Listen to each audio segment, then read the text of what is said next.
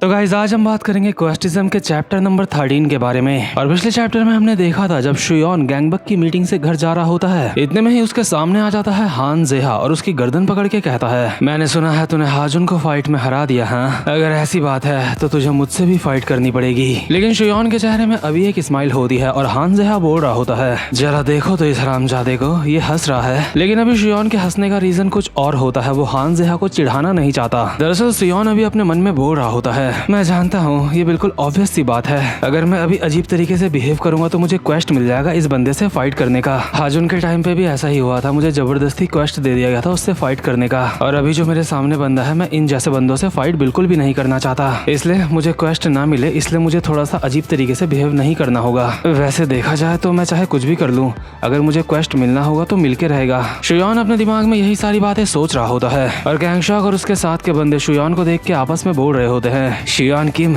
वो बंदा सच में काफी ज्यादा कमाल का है बॉस। उसने सिर्फ आपके नाम का ही मजाक नहीं उड़ाया, बल्कि वो हान जेहा से भी बिल्कुल भी नहीं डरता। गैंगशॉक कहता है, हाँ तुमने बिल्कुल सही कहा। दूसरा बंदा कहता है, लेकिन बॉस उसके चेहरे को देख के ऐसा नहीं लगता कि जैसे उसका दिमाग बिल्कुल अभी ब्लैंक होगा। उसके चेहरे में अभी कोई भी रिएक्शन दिखाई नहीं दे रहे हैं, लगता है उसे हान जेहा की कमजोरी मिल गई है। गैंगशॉक कहता है, हाँ लगता है तुम बिल्कुल सही बोल रहे हो। लगता है इस बंदे के बारे में जो बातें फैली हुई हैं सारी की सारी सच हैं। लगता है सच में ये अपने मकसद को पूरा करने के लिए लोगों के परिवार को भी किडनैप कर लेता है। गैंगबक शियोहाई का रनिंग किम शियोन इस समय हान जेहा के सामने खड़ा है। अगर इन दोनों की फाइट होती है तो हो सकता है इन दोनों का मैच ड्रॉ हो जाए और हम ऐसे मौके को बिल्कुल भी गंवा नहीं सकते। जैसे ये दोनों आपस में फाइट करते करते थक जाएंगे, उसके बाद हम इन दोनों के ही ऊपर अटैक कर देंगे। और वहीं जो शियोन होता है उसके चेहरे कोई भी एक्सप्रेशन नहीं होता, क्योंकि वो अपने मन में यही सोच रहा होता है कि उसे अभी कोई भी प्रतिक्रिया नहीं देनी है, क्योंकि शुयोन के कुछ भी करने से हान जेहा को गुस्सा आ सकता है। लेकिन यहाँ पे चीजें उल्टी ही हो रही होती हैं। शुयोन के कुछ ना करने की वजह से भी हान जेहा को गुस्सा आ रहा होता है और वो बोल रहा होता है, मेरे साथ ये पहली बार हो रहा है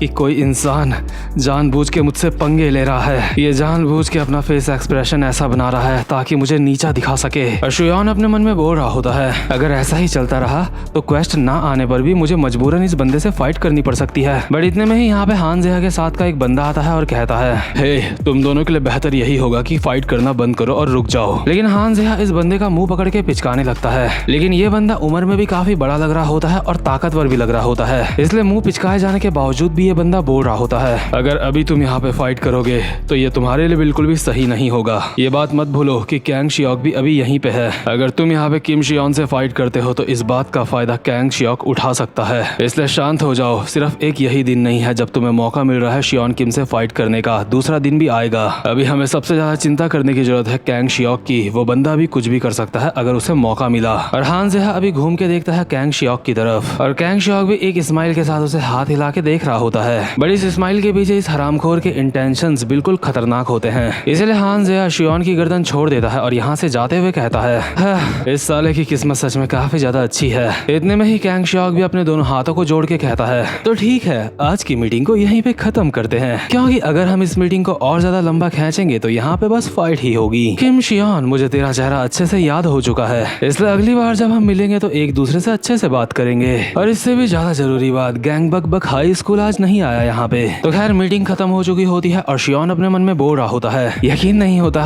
बिना फाइट के सब कुछ खत्म हो गया, बहुत अच्छे। शियोन गैंगशॉक को कहता है, हे गैंगशॉक चलो दोबारा से वो करते हैं, शॉक शॉक शॉक शॉक गैंगशॉक। और गैंगशॉक हल्की आवाज में खुद से बोल रहा होता है, ये दोबारा से मुझसे पंगे लेने की सोच रहा है। लेकिन इसके बाद गैंगशॉक और हान जेहा यहाँ से जाने लगते हैं और शुयोन अपने मन में बोल रहा होता है, तो क्या फाइनली अब मैं घर जा सकता हूँ?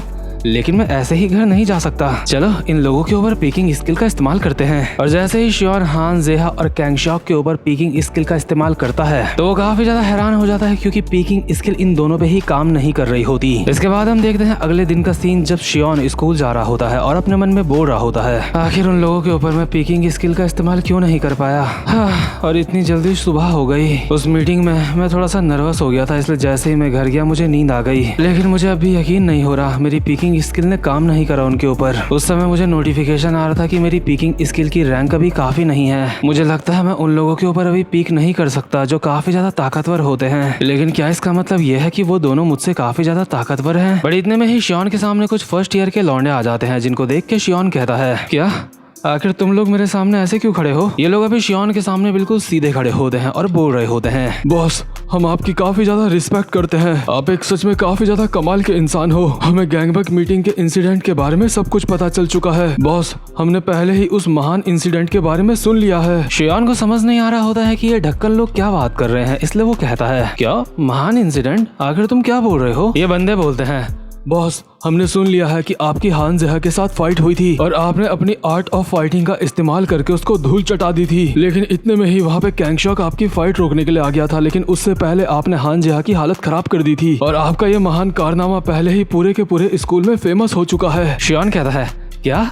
लेकिन ये सारी की सारी बातें फैला कौन रहा है? इतने में ही हम देखते हैं वहाँ पे बैठा होता है युनडोंग और वो कहता है, बॉस क्या आप पूछ रहे हो कि ये काम करना मेरे लिए मुश्किल था क्या? लेकिन आपको बता दूं, जल्दी से स्कूल आना और आपकी बातें सारे स्कूल में फैलाना मेरे लिए कोई मुश्किल नहीं था। यानी कि इसी हरामखोर ने पूरे स्कूल में ये बात फैलाई होती है। और अभी शियोन चारों ओर से लॉन्डो से घिरा हुआ होता है और वो सारे के सारे लॉन्डे जोश में बोल रहे होते हैं, ली युनडोंग हम तुम्हारी भी काफी ज्यादा रिस्पेक्ट करते हैं, क्योंकि अब हमारे स्कूल के लीडर रनिंग किम शियोन है, इसलिए हमें कोई भी परेशानी नहीं होगी। बॉस किम शियोन प्लीज हमें अपनी आर्ट ऑफ फाइटिंग की कला दिखाओ। बॉस क्या ये बिल्कुल सच बात है कि आपने एक टीचर को भी जान से मारा है और आपको उस टीचर से काफी सारी स्किल्स भी मिली हैं? और शियोन बेचारा अपने मन में बोल रहा होता है, ये बहन के घोड़े आखिर क्या बोल रहे हैं। इसके अगले सीन में हम देखते हैं शियोन एक बेड में लेटा हुआ होता है और खुद से बोल रहा होता है, मेरी बॉडी में अभी दर्द हो रहा है, आखिर कल उन सब की वजह से मेरा कितना ज्यादा दिमाग खराब हुआ था। वो साले हमेशा अजीब अजीब सी बातें करते रहते हैं जिससे मेरी ये हेल्दी बॉडी भी बीमार पड़ गई है। मुझे अभी काफी ज्यादा फीवर भी हो रहा है। मैं वैसे स्कूल से जल्दी निकल जाया करता था, लेकिन अब मैं वो भी नहीं कर सकता। और आखिर साला ये आर्ट ऑफ फाइटिंग है क्या? वो किस बारे में बात कर रहे थे? वैसे अभी देखा जाए तो मेरे पास वक्त है, अभी मेरे अगल बगल कोई भी नहीं है, तो मैं यहाँ पे देख सकता हूँ कि मुझे नए कौन कौन से कार्ड मिले हैं। तो चलो ठीक है, अपनी नई स्किल्स को चेक करते हैं। और शियोन अभी अपने 11 के 11 कार्ड्स अपने सामने खोल देता है और इन सबको देख के वो बोल रहा होता है, मुझे एक गोल्ड कार्ड मिला है और 10 ब्रॉन्ज कार्ड मिले हैं। तो ठीक है, सबसे पहले रिवील करते हैं गोल्ड कार्ड को। और जैसे ही गोल्ड कार्ड रिवील होता है तो शियोन काफी ज्यादा हैरान हो जाता है और कहता है, वो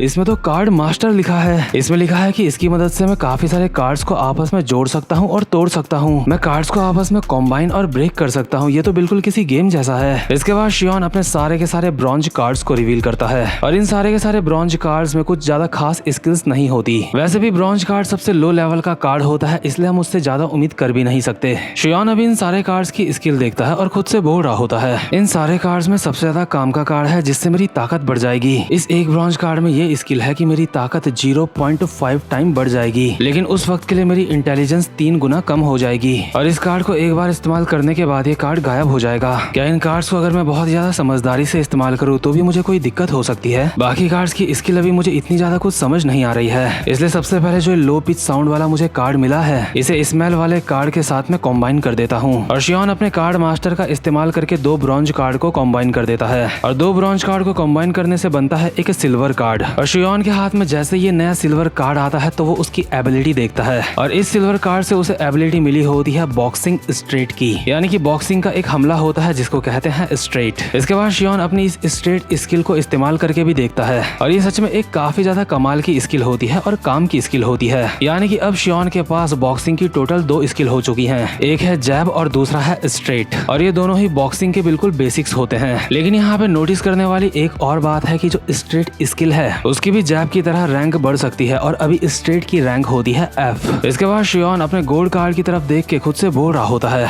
ये कार्ड मास्टर तो सच में काफी ज्यादा कमाल की चीज है। इस कार्ड की मदद से मैं 2 छोटे कार्डों को मिला के एक बड़ा कार्ड बना सकता हूँ। लेकिन मॉम ने मुझे कहा था कि मुझे जुआ नहीं खेलना चाहिए। मुझे सच में अभी काफी ज्यादा अजीब सी फीलिंग आ रही है। जो चीज अभी मैं ये कर रहा हूँ इन कार्ड्स को मिला के, इसे जुआ नहीं कहते है ना? नहीं, चाहे मैं कितना भी इनकार कर लूं, इसे जुआ ही कहते हैं। तो चलो ठीक है, इस बार कार्ड मास्टर का इस्तेमाल करके 4 ब्रॉन्ज कार्ड को कॉम्बाइन करते हैं। और जैसे ही शियोन 4 ब्रॉन्ज कार्ड को कॉम्बाइन करता है तो उसे मिलते हैं 2 सिल्वर कार्ड। एक सिल्वर कार्ड में स्किल होती है बास्केटबॉल से रिलेटेड और दूसरे में होती है सॉकर से रिलेटेड, यानी कि फुटबॉल। इन दोनों कार्ड्स को देख के शियोन को बिल्कुल भी अच्छा नहीं लगता और वो अपने मन में बोल रहा होता है, शिट आखिर ये क्या है? क्या मुझे ओलंपिक्स में जाना है? आखिर ये स्किल क्यों मिली मुझे? नहीं शियोन हरामजादे, अपने मन में ऐसी ऐसी बातें मत सोच। मैं जानता हूँ तो अभी क्या करने की सोच रहा है। बात मान, सिल्वर कार्ड काफी है, इनको कॉम्बाइन मत कर। मुझे कम से कम इन सिल्वर कार्ड्स को अपने पास रख लेना चाहिए, हो सकता है कभी ये मेरे काम आ जाए। और वैसे भी अगर मैंने इन दोनों को कॉम्बाइन करके एक गोल्ड कार्ड बना दिया और उस गोल्ड कार्ड में अच्छी स्किल नहीं निकली तो? गधे शियोन, आखिर तू क्या सोच रहा है? तू एक जुहारी बन चुका है। इसके बाद शियोन खुद को ही कहता है, अपना मुंह बंद कर,